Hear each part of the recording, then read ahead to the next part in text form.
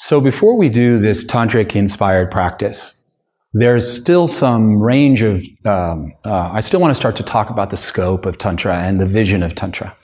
And to do this, I'm going to outline 8 principles around which really describe the terrain. And then once we have that kind of complete view, we can begin to understand and begin to incorporate the methodologies.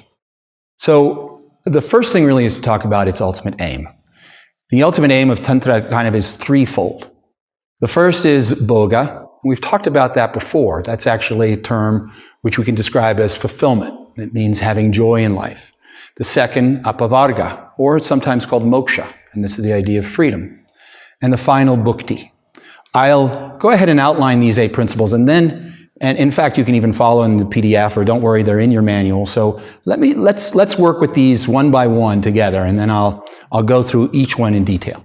The second is this idea that life is sacred. This is really the tantric vision, that there's one reality that's omniscient, omnipotent, and omnipresent. Think about that for a moment. And that it pervades everything. And really clearly creating relationship with that presence is what these practices are all about. Not improving belief, but direct contact. The second idea, and this perhaps is what really makes Tantra stand alone, and also is the genesis for all of the practices, that the body is the altar of life. Not an altar, the altar. Then we go a little bit further in that exploration, and Tantra says that there is no energy in the universe that's not in your body, and no energy in your body that's not in the universe. And as we study a little more deeply, we'll figure out, we'll come to understand what the implications of that are. Fifth, and this again sets Tantra apart from so many other different methodologies, it suggests that Tantra recognizes that we need power to succeed.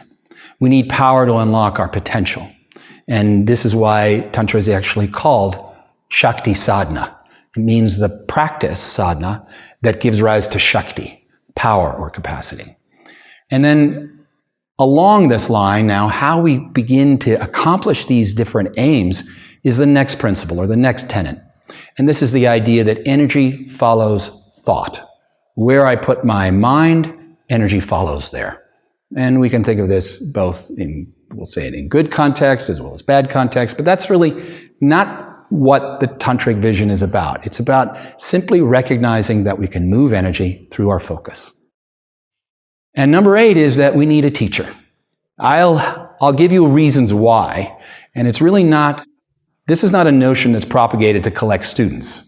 It's the notion, it's really the deep understanding and respect of the intensity of the practice, the reach of the practice, the potential it has to positively affect us, and that unless we have guidance, we'll be challenged in fulfilling that promise. So let's go ahead and look at each one of these things. So the first thing I had mentioned, and this is in fact something that we covered in our first training, and really I acknowledge that this was part of the yoga tradition. Yoga also Patanjali calls out these ideas of both boga and apavarga. Boga meaning to take pleasure, to have pleasure in your life. And certainly Tantra makes a strong case for the significance of that. And I'll speak more about it when we get to the idea of not good and bad.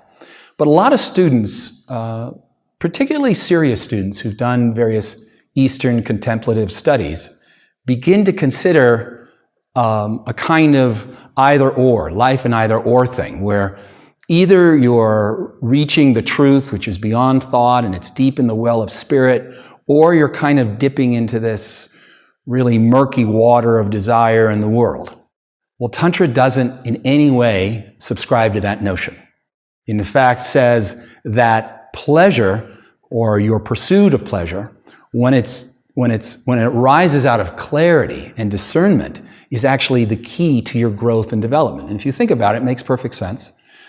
If I want the value of what yoga and meditation give me, that's already a desire. And so that pleasure of what yoga and meditation provide for me is boga. So we embrace the notion of life, and we embrace the notion of all the possibilities. Love and relationship and beauty and art and music and time alone and time with people and dancing. All of that is included. In fact, it's exalted in the Tantric vision. The next, of course, is apavarga. We briefly talked about it in the earlier training. And the notion here is that you can live in the world and yet be above it. Be free from the burdens that very often come by engaging yourself in life. The notion of that is that we can be free while we live in the totality of all of this stuff, the material world. And this becomes really a unique take on the notion of freedom, unique from certain traditions which should suggest this concept of jivan mukti, which is the notion that the idea of that you almost cast your body aside. When you evolve spiritually, you leave the body behind and you ascend to the heavens, or you ascend into this non-formed state. That's really not how Tantra sees the notion of freedom. It says the notion of freedom in that idea is that it can really be the end of conflict. While you live in the world and reach fulfillment in your own way, you don't have to be burdened by that search. And we cultivate a kind of awareness and experience that fills us so completely that there is no, I used the word conflict earlier, but there's no contradiction between pursuing happiness in the world and pursuing happiness on your yoga mat. And the final concept I want to introduce is a new term, one that we haven't talked before about. Tantra also looks at the power of bhukti. And bhukti is the principle of accomplishment or achievement. And so what it says is, as we develop and as we become more fully ourselves, that innate creative urge to be and to become begins to rise up and compel us and inspire us to accomplish more, to achieve more. And that from the Tantric view, this is an innate drive of the soul. And I think we've all lived long enough to know the fulfillment that doing things well really provides. It's something that we pursue as human beings. Well, Tantra is focusing on how to empower you to do it.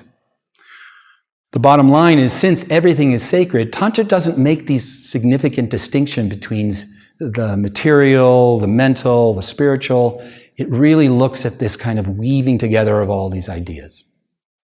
From that idea, let me go to the second principle. And the principle is that life is sacred. And sometimes this is a hard one to teach, because especially if you're receiving this information or this teaching while you're struggling, while you're in the midst of heartache, or you're in the midst of pressure, or if you're not, and you simply look at the world and you see all of this suffering and abuse and violence and war, this tantric notion that the world is sacred is a rather radical idea. And there's not a lot of places we can go to see, or we don't have a lot of evidence in the world. It's like those moments where it's sacred and it's elevated and it's exalted are so fleeting. So here's what Tantra says. Tantra says this isn't an ideal, nor is it a kind of a fantasy of wishful thinking, as it were.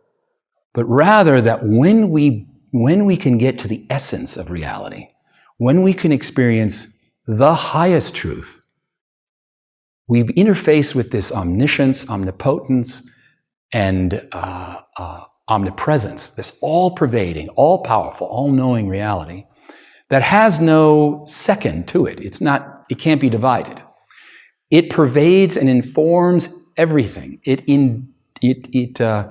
elevates everything. And the challenge is here, and this is what Tantra suggests. It says that if we're not seeing it, it doesn't mean that it's not there. It means that we haven't refined ourselves to a condition or to a state or to an elevated awareness so that we are seeing it. And if we can step away for a minute from the Tantric view, from this kind of very specific orientation I've described, if you look at these enlightened beings throughout life, multi-traditional, from Jesus to Buddha to Ramakrishna, whether they're Orthodox Brahmins or they're Buddhists or Islam, what you see is that these prophets had this very experience. They saw the sacred. They saw the sacred was pervading our world. And what they tried to do was wake us up to it. Well, Tantra is going to provide the methodology to make that possible. And we'll see there are various stages that will help you move through. And as we get to these next few videos after this practice today, we'll already begin to develop this kind of systematic approach to it. The bottom line, if you want to attract the sacred, if you want to see the sacred, or if you want to attract that experience, the teaching is you need to be like it. In other words, if this innate sacred reality is the basis of our existence, what we need to do is refine ourselves to the degree, to an extent to which we can see that essence. And when we do that, it comes alive. It's no longer a theory. It's no longer something we're wishing to accomplish or experience. In essence, I can extract from that philosophy and say, that's why we practice asana. That's why we practice asana. That's why we practice asana. And those other methodologies that allow us to reach beyond the body with asana as our foundation. The third point, the body is the altar. So the teaching is that there is the original designer of the body, called the Vastu Purusha. The Vastu Purusha is the one who mapped out all the proportions of the body, exactly as they are. And you may have seen Da Vinci's illustration of this perfect proportion illustration of a human being. Those places are really crossings. Different points in the body are crossings. We'll call them energy lines. And as those points meet, they become what are called pitams, and that means a seat. And it's in those seats that this sacred energy I've just described is more concentrated. And what we're going to do through our practices is learn how to access those points, how to really take our seat in the altar. And if you've ever been to a church, you know there's the main altar, but especially some of the older churches, there were places that you went to along the sides or even toward the back, or even perhaps there were places that the monks and the initiates who were in the inner sanctum of that tradition got to go and do prayer and practice that weren't accessible to everybody else. That's the way they saw the body, that there are these almost alternate universes within the body. A lot of us know the term chakras. Well, the chakras account for some of them, but not all of them. Again, so this is why we do asanas, begin to create these openings to these pathways that meet at these sacred points. It's imagine being given a map into the kind of inner and sacred geometry of the church that not everyone has access to or not everyone understands. And that's what Tantra is going to provide for us. The fifth point then is that you need power. You need capacity to accomplish your goals. And I think for most of us that makes sense. It's not a far reach to begin to understand that the more power we have, the more we can accomplish. And if you're still somewhat resistant to it or not, I can speak to it in a different context. The idea that, well, let's think about your obstacles. Have you ever noticed your obstacles had a certain level of power? Yeah, amen, right?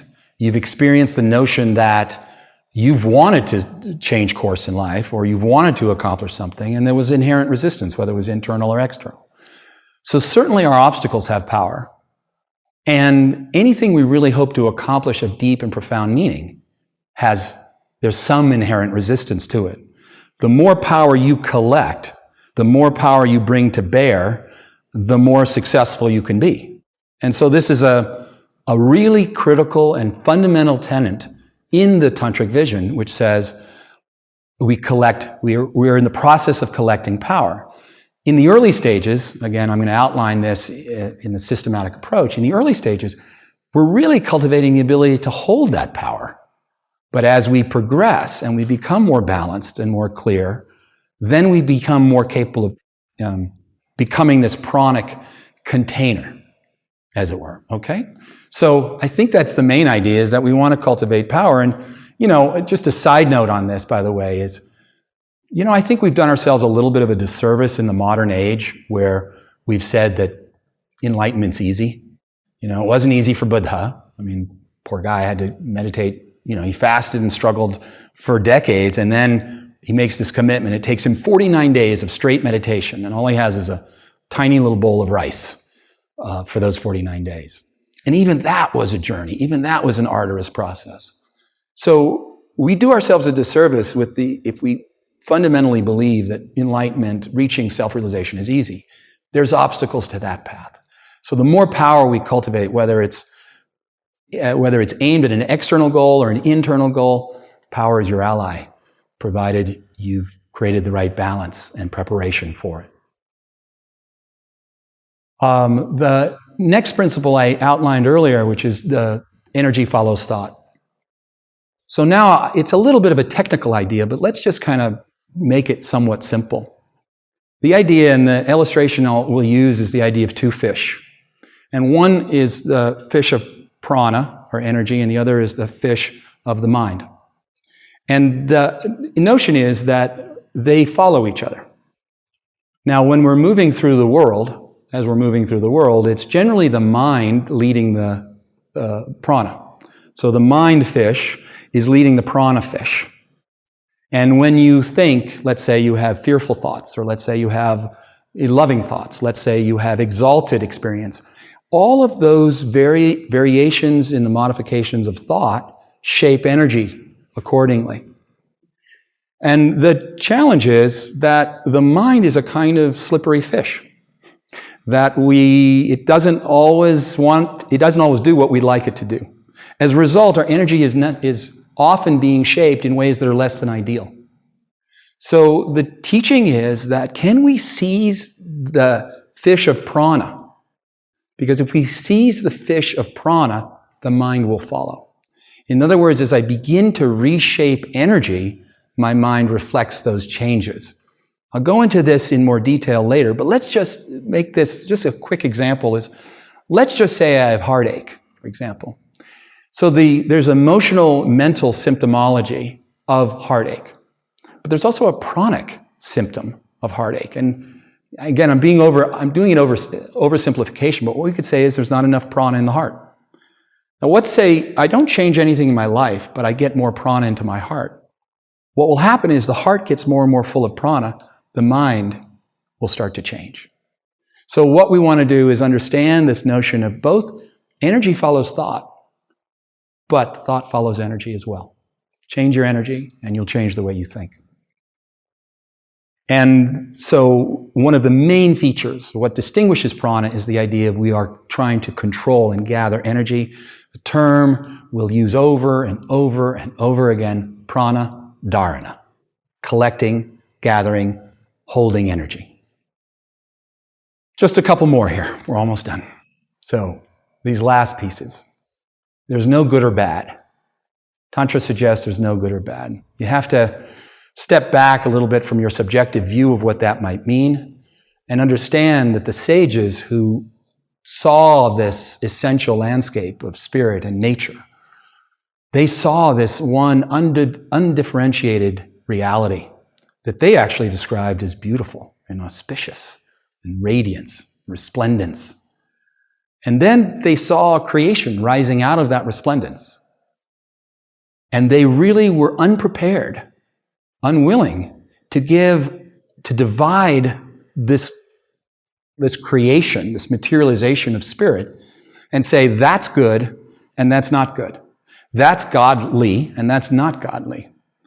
And in fact, they found a way to work with the totality of good and bad and what we think of as right and wrong and night and day and birth and death and happiness and failure. And they found a way to enliven it with this essence state.